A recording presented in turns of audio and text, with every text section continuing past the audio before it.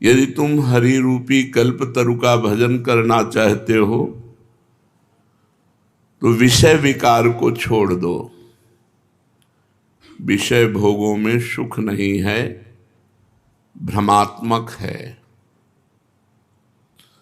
जैसे मरुभूमि में जल दिखाई देता है पर होता एक बूंद नहीं है, ऐसे विषय भोगों में सुख दिखाई देता है पर मिलता नहीं है।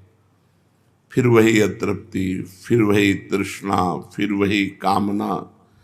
यदि हरि का भजन करना चाहते हो तो तज विषय विकार, काम क्रोध लोभ मोह मद मत्सर, ये जो षड विकार हैं, भगवान की शरणागति लेकर भगवान के बल से इनसे बचने का प्रयास करो।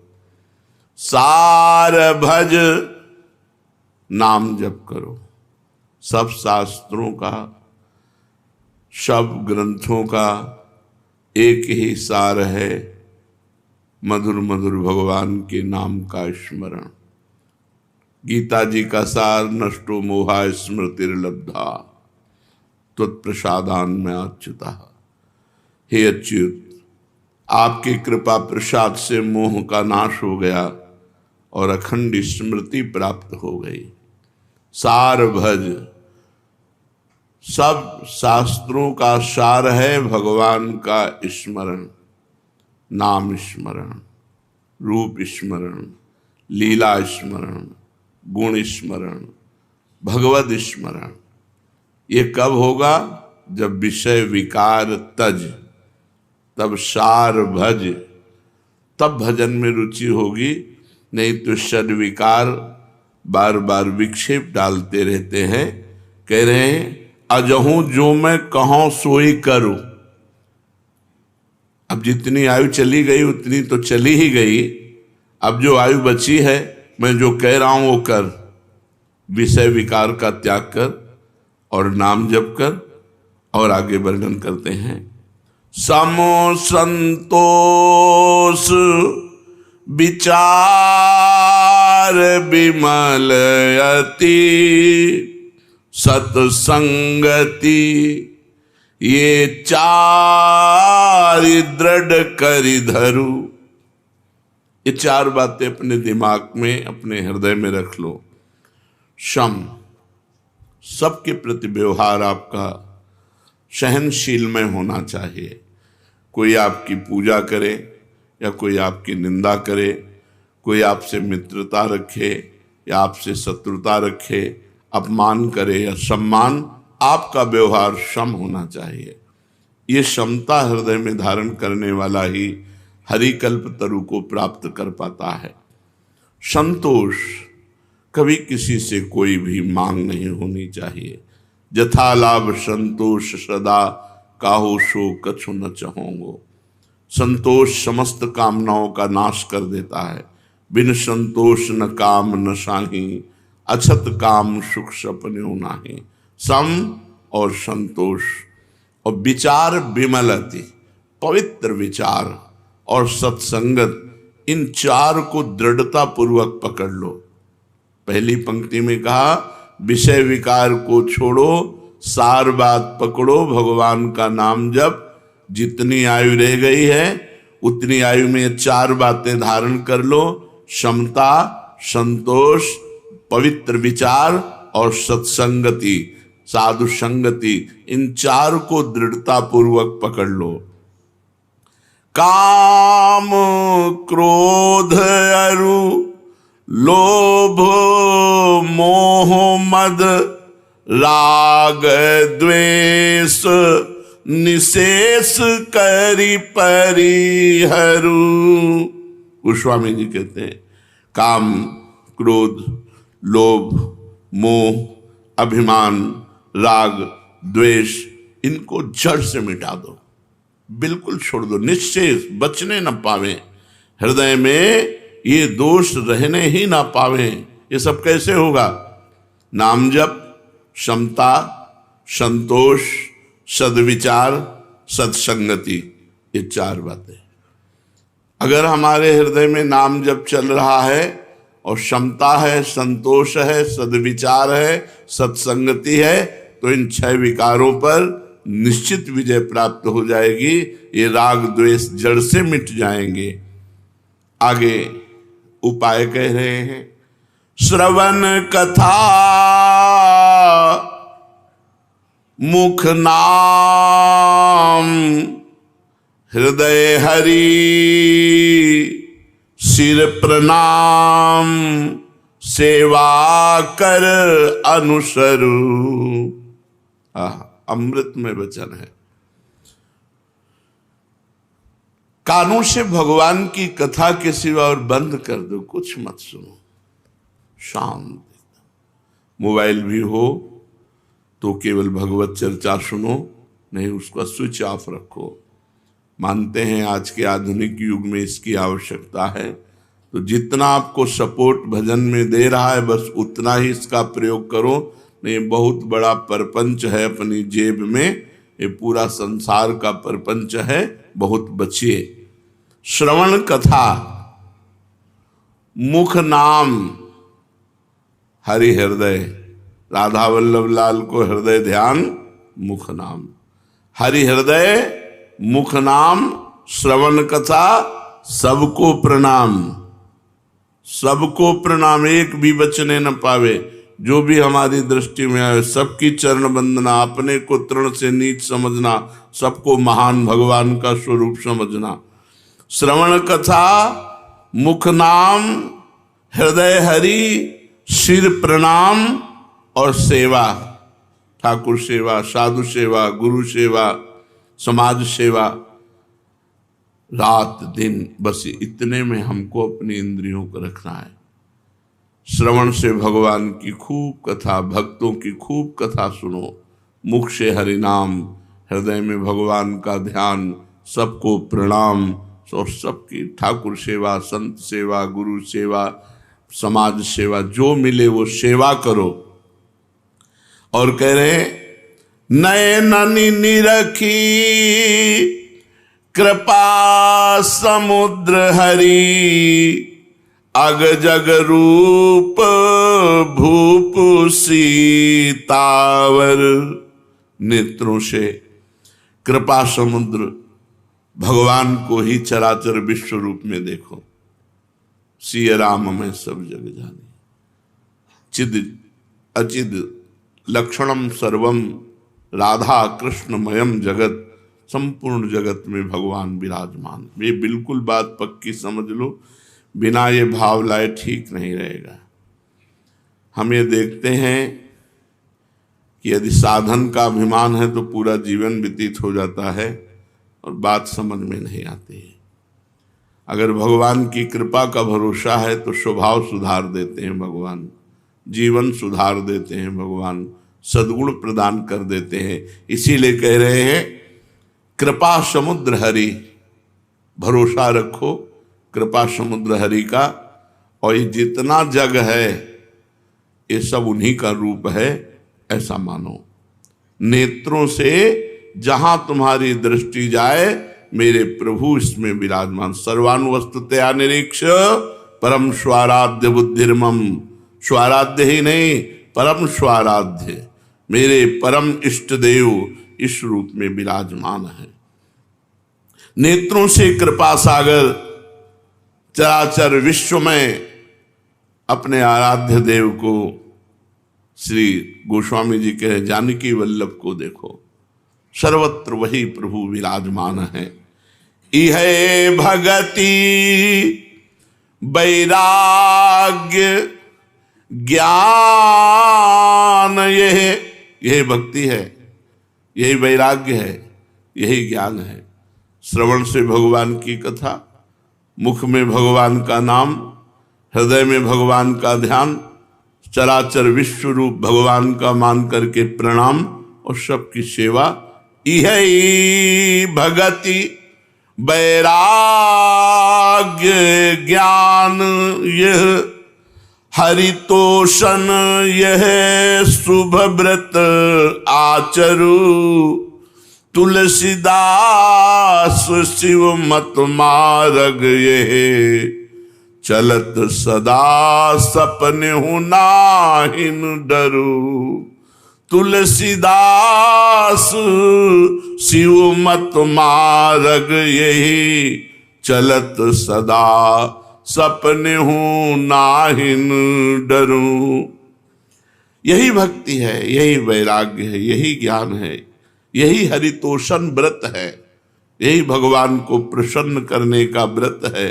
अतएव भगवान शंकर के द्वारा यह बताया हुआ मार्ग है, ये परम कल्याण में है। इस मार्ग में चलने में स्वप्न में भी कोई डर नहीं, अर्थात कोई भ्रष्ट नहीं हो सकता, निश्चित भगवान को प्राप्त होगा। कि नाम जप करने वाला उपासक यदि 10 नामापराधों से बच जाए तो उसकी भजन में रुचि हो जाए। 10 नामापराधों का वर्णन हुआ था। फिर प्रश्न ये हुआ कि यदि नामापराध बन जाए या बन गया है तो क्या उपाय है। तो उत्तर था कि हृदय में जलन हो और वही नाम जप किया जाए तो नामापराध का मार्जन हो। हृदय में पश्चाताप होना चाहिए कि मेरे से गलती हो गई, और भगवान नाम जप किया जाए तो नामापराध का शमन हो जाता है। अब पूछ रहे हैं, माला यदि नहीं रखता हूं तो नाम जपने में रुचि नहीं होती, संख्या से रुचि नए साधक को होती, नाम भूल जाता हूं। माला रखता हूं तो बड़ा संकोच होता है, लोग मजाक उड़ाते हैं, ये तो बड़े भगत बनते हैं, या कोई प्रणाम नमस्कार मान बढ़ाई देने लगता है कि ये तो बहुत नाम जापक हैं। तो इसमें क्या करें। उत्तर, सारा संकोच छोड़ करके नए साधक को माला अवश्य रखनी चाहिए। माला रखने से जप अधिक होता है, नाम भूलते नहीं है। माला सबको रखनी चाहिए। मन में तनिक संकोच मत करो, क्योंकि ये महामंगलमय कार्य है, इसके लिए संकोच धारण नहीं करना। जो लज्जा छोड़कर भगवान का नाम जप करता है वो अपने को पवित्र कर देता है और सारे विश्व को पवित्र कर देता है। तीर्थी कुर्वन्ति तीर्थानि सतरति सतरति सलोकान तारयति। वह स्वयं तर जाता है, स्वयं तर जाता है और लोगों को तारता है, लोक के लोक पावन कर सकता है। इसलिए संकोच छोड़कर, लज्जा छोड़कर माला प्रगट में रखनी चाहिए और गणना युक्त नाम जप करना चाहिए। यदि कोई प्रणाम नमस्कार करे, मान बढ़ाई दे, तो तुम उसे स्वीकार न करो तो तुम्हारी हानि नहीं होगी। किसी को मना नहीं करना। कोई प्रणाम कर रहा है, कोई नमस्कार कर रहा है, बस अंदर से उपेक्षा रखो, अंदर से उसका महत्व मत रखो, तो मान बढ़ाई तुम्हारा कुछ बिगाड़ नहीं पाएगी।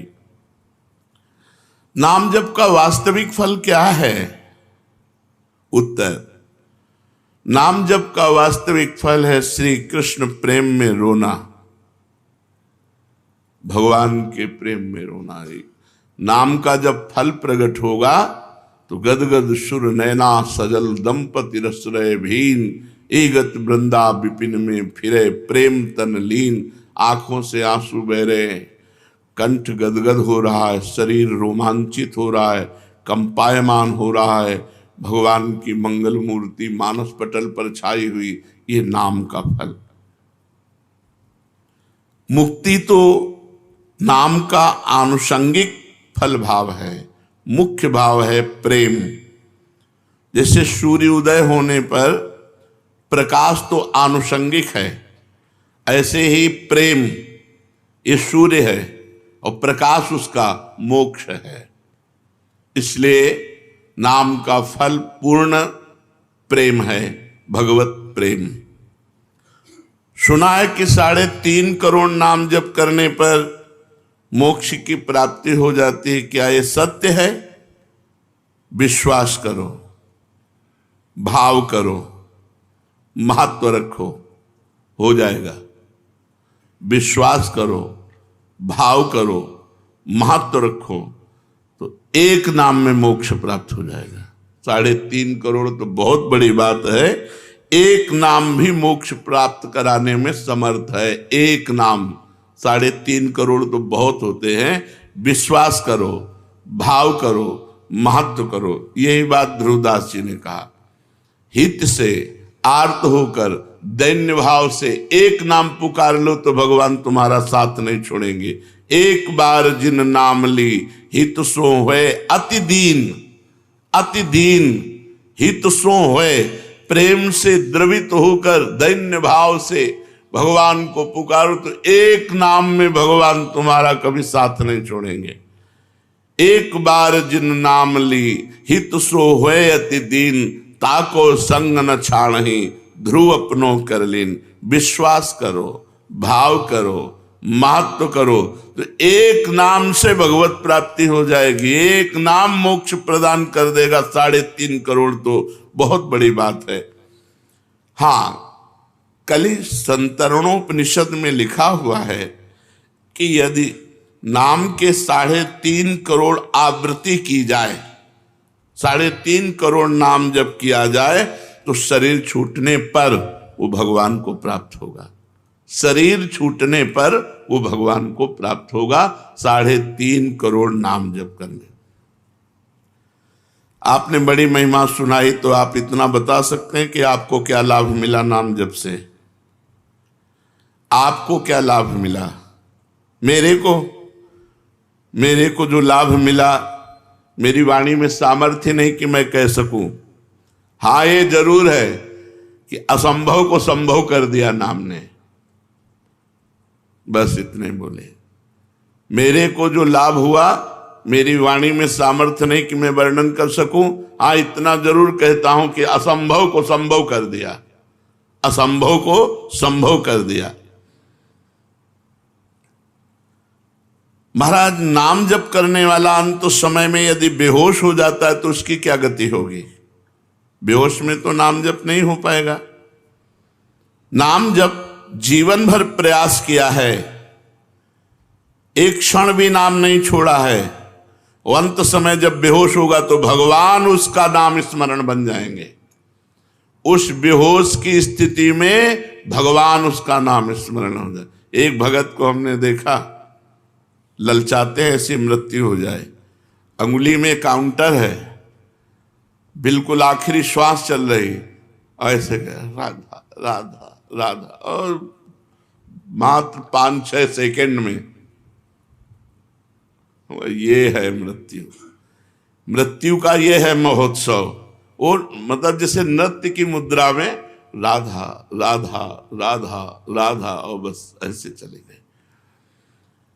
यदि कोई बेहोश हो जाता है और जीवन भर भजन किया है तो अंत समय भगवान उसका स्मरण बनते हैं और वो भगवान को प्राप्त होता है।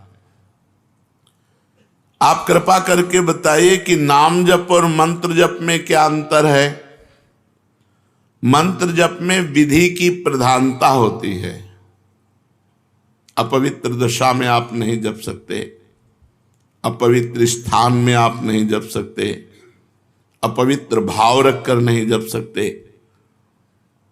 नाम में इसकी कोई बात। अपवित्र पवित्रो वा सर्वावस्थांगतोपि वह यह स्मरेत पुंडरीकाक्षम सवायाभ्यंतरा शुचि। नाम उच्चारण करते ही वो बाहर भीतर दोनों जगह से पवित्र हो जाता है, चाहे अपवित्र हो या पवित्र, इसकी कोई विधि नहीं। कई जगह मंत्र को अविधि पूर्वक जप करने से हानि भी हो जाती है, लेकिन नाम जप करने से लाभ ही लाभ होता है। नाम जप करने से कभी भी किसी भी दशा में हानि नहीं हो सकती। क्या मंत्र का अर्थ जाने बिना, बिना भाव के अगर जप हो तो फल देता है? हर शब्द ब्रह्म है। वैदिक, तांत्रिक आदि जो भी मंत्र हैं सब शब्दात्मक हैं, उनमें अनंत शक्ति भरी हुई है। बिना समझ के, बिना भाव के भी जप करने पर मंत्र अपनी सामर्थ्य से उसका कल्याण कर देता है। हमने सुना है महापुरुष जन आज्ञा करते हैं कि प्रतिदिन 3 लाख नाम जप करना चाहिए। क्यों? क्योंकि हमें समय नहीं मिलना चाहिए अन्य कार्य के लिए। यदि हम नाम जप छोड़ देते हैं तो निकम्मी इंद्रिया और मन ये हमें भोगों में फंसा देते हैं। जिसे इसी जन्म में भगवत प्राप्ति करनी है तो प्रमाद के लिए अवसर ही ना रहे। इसलिए जितने भी त्यागी बैरागी वैष्णव भक्त जन हुए उन्होंने नियम बनाया है और नियम पूर्वक जप किया है। 3 लाख नाम जप का रोज का नियम जो लिए हुए है वो निश्चित भगवत प्राप्ति करेगा।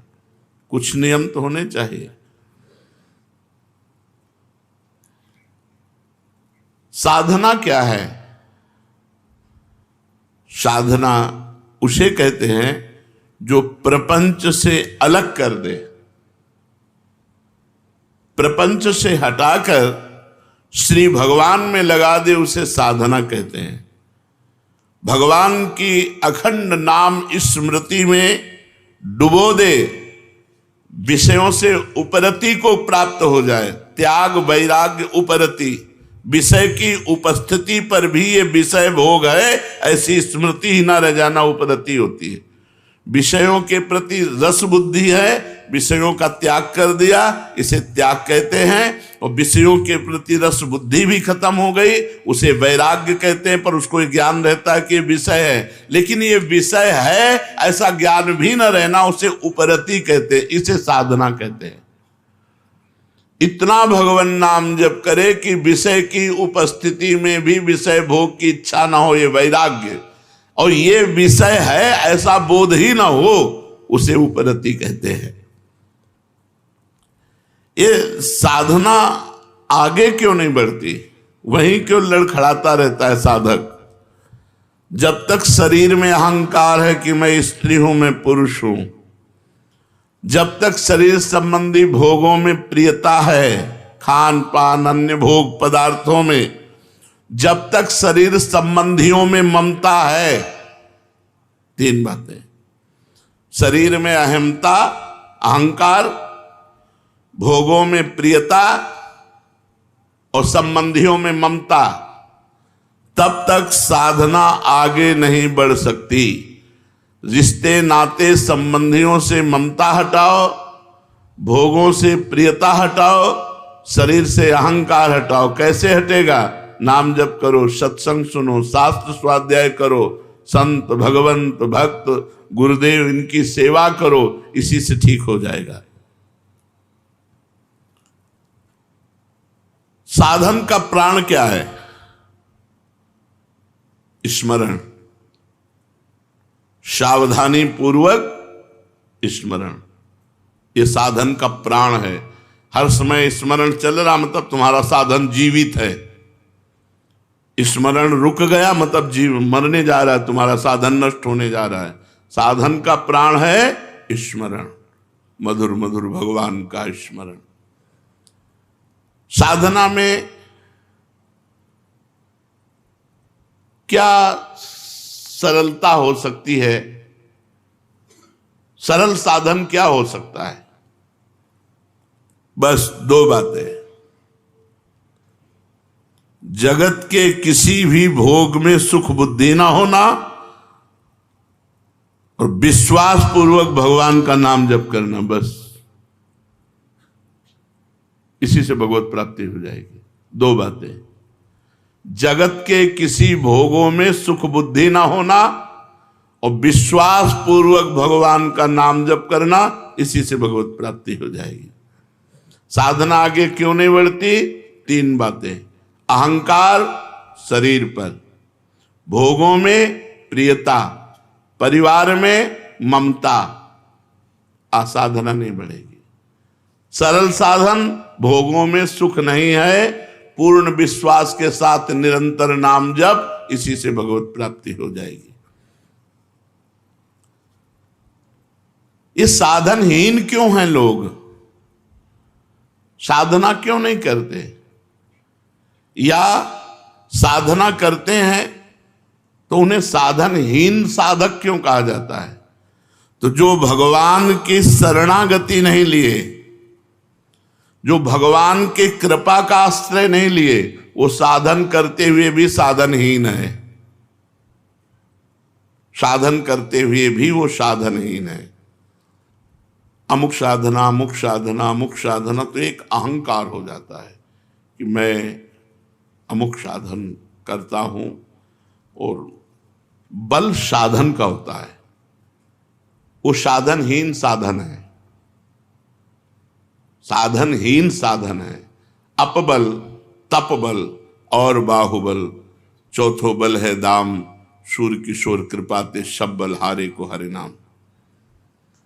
तो यहां पूछा गया कि साधनहीनता साधन संपन्न होने पर भी क्यों है? साधनहीन साधन क्या है? तो बोले भगवान की शरणागति और भगवान की कृपा बल पर विश्वास ना होना। सच्ची कहते हैं, हमारी प्रियाजू इतनी कृपालु हैं कि एक वृंदावन वास आप कर रहे हो इस नाते से, एक हरिवंश नाम ले रहे हो इस नाते से, आप किसी उनके जन को संत मान करके शरण ले ली इस नाते से, वो तो जरा से राई के संभजन को मानत मेरु समान। कल्याण होना नहीं है, हम कल्याण स्वरूप हैं, हम इसको पकड़े हैं, इसी को छोड़ दो, खत्म खेल हो गया। हम नहीं छोड़ पा रहे हैं, अगर जोरदार हमको पकड़ के घसीटे तो मैं मार्ग सहित हम चले जाएंगे। तो माया जोरदार है, लेकिन है किसकी हमको ये बताओ?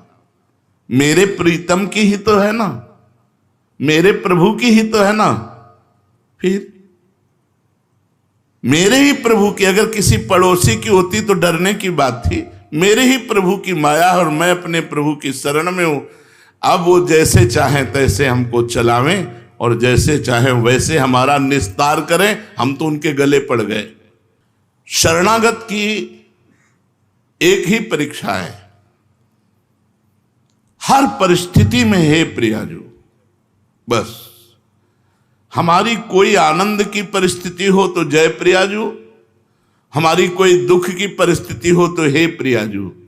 प्रियाजू के सिवा हमारा कोई नहीं है, बस यही हमारी सावधानी रहनी चाहिए। हम कुछ करते हैं, ये हमारा बल नहीं है, हम जिनके हैं वो हमारा बल है। बस ये बात अंदर से समझते रहना। हम कुछ करते हैं, करके प्राप्त करेंगे, ऐसी हमारी आशा नहीं है।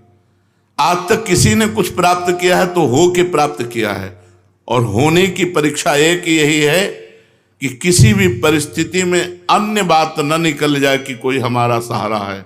बस मेरे तो जय गिरधर गोपाल दूसरो न कोई, जैसे मीरा जी, दूसरो न कोई, शरीर भी नहीं, तभी जहर दिया गया पी गई, दूसरो न कोई, गिरधर के सिवा कोई नहीं। अगर गिरधर का चरणामृत करके तुम जहर दे रहे हो तो वो भी स्वीकार है।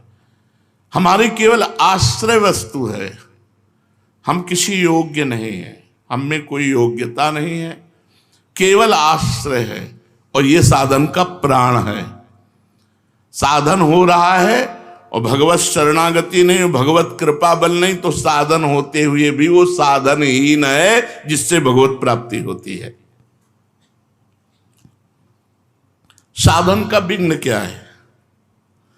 साधन का सबसे बड़ा विघ्न है साधन का अभिमान होना। भगवत स्मरण से भगवान की प्राप्ति होती है। भगवत स्मरण उसी का चलता है जो तृणादपि सुनीचेन, अपने को दीन मानता है।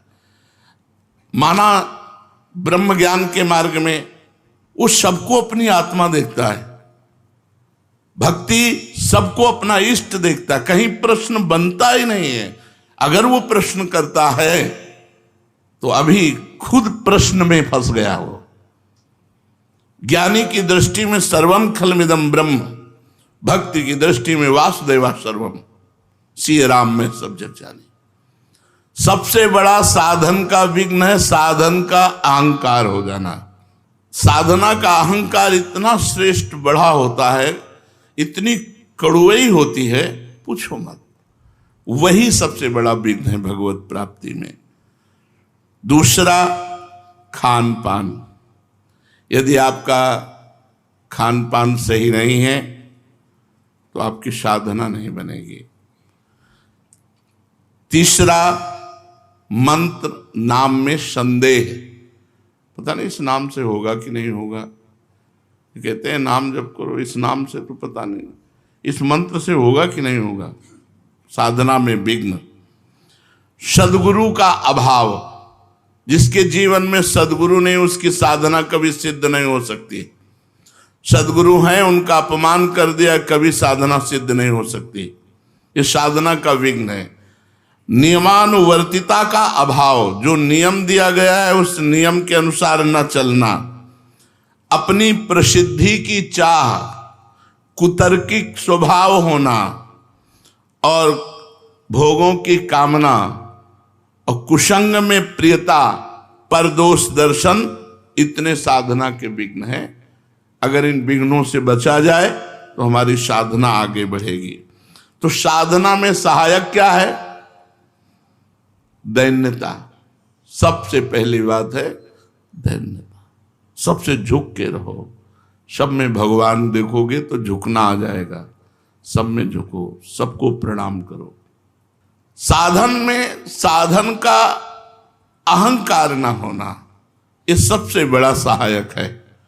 आप जो साधन कर रहे हो उसका अहम नहीं होना चाहिए, दैन्य होना चाहिए। और सच्ची बात है, सही साधना होगी तो आपका हृदय दैन्य हो जाए, डरेगा कहीं कोई अपराध न बन जाए जो मेरा साधन रुक जाए। और हृदय एकदम इतना लुजलुजा हो जाएगा कि कोई आपको प्रणाम करेगा तो आपको संकोच लगेगा।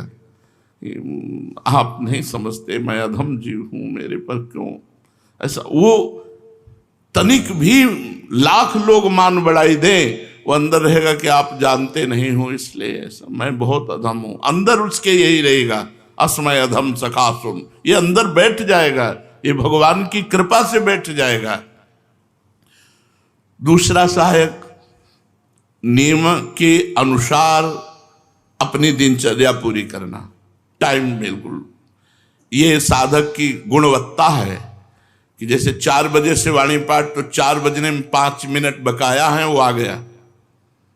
4 बजने के बाद जो दिनचर्या शुरू हुई, जब सब संपन्न हो गई, प्रणाम किया, ग्रीवा नीचे की, चल दिया। 5 मिनट पे अपनी दिनचर्या में बड़ी प्रवीणता रखना। सत्कार दूसरों का करना, सबहि मान प्रदापमान, इससे साधना आपकी बढ़ेगी। कुछ समय एकांतवास, सोने के अलावा। सोने में तो सब लोग एकांतवास करते हैं। सोने के अलावा, निद्रा के अलावा एकांतवास, जागृत अवस्था में शांत भाव से अपनी कुटिया में बैठ करके भजन करना। चाहे 2 घड़ी ही, 48 मिनट ही सही, पर एकांतवास जीवन में अत्यंत आवश्यक है। और रोज सत्संग, साधना में सहायक रोज सत्संग। रोज सत्संग का मतलब है जैसे रोज झाड़ू पोछा लगे तो देखो कितना आंगन स्वच्छ रहेगा, ऐसे ही हृदय रूपी आंगन रोज सत्संग सुनने से नवीन उत्साह भर जाता है, स्वच्छ होने लगता है। और केवल सत्संग सुनने से भगवत प्राप्ति हो जाएगी। भगवान ने कहा, व्रतांसी यज्ञ छंदांसी तीर्था नियमा यमा यथा वरुंधित सत्संगा सर्वसंगो पहो ही माम। मैं बड़े बड़े व्रत से, नियम से, तीर्थ यातन से, वेदाध्ययन से वश में नहीं होता, जैसा मैं सत्संग से वश में हो जाता हूं। सत्संग मात्र से भगवत प्राप्ति, बहुत से ऐसे इतिहास में उदाहरण हैं। तो सत्संग हमारी साधना का बहुत बड़ा अंग है, जो हमारी साधना को बढ़ाता है, जो हमारी साधना को पचाता है। जब हम सत्संग सुनते हैं तो हमें बढ़ के सुनने को मिलता है, तो हमारा अहंकार नष्ट हो जाता है। पापों से परहेज, पाप कर्म से ऐसे नहीं, हमारी साधना नष्ट हो जाएगी।